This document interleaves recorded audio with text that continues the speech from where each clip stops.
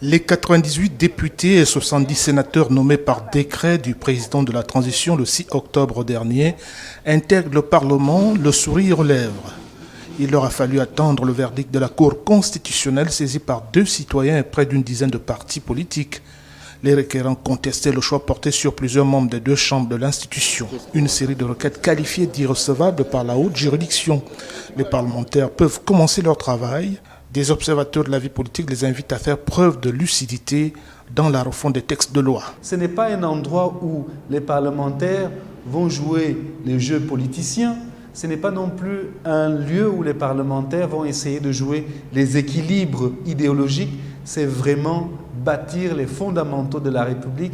Et à ce niveau, ils doivent être le plus objectifs possible, les plus patriotes possibles. Des personnalités issues des milieux d'affaires, du monde politique, de la société civile et des militaires composent ce Parlement de transition.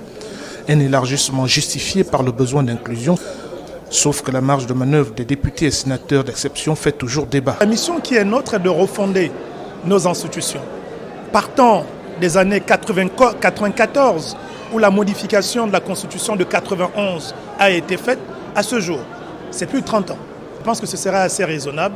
Je pense que si nous tous, nous mettons au travail sans intérêt particulier au motif qu'il y a une transition, on peut arriver à relever ce défi. Le mandat de ce Parlement mettra le temps d'une transition à une durée non encore déterminée. Et sur le principe, des voix se font entendre sur fond d'inquiétude au sein de la classe politique. On peut être inquiet lorsqu'on voit par exemple qu'on modifie la charte de la transition pour ajouter au président de la transition la fonction de président de la République alors qu'on sait que nous ne sommes pas en République.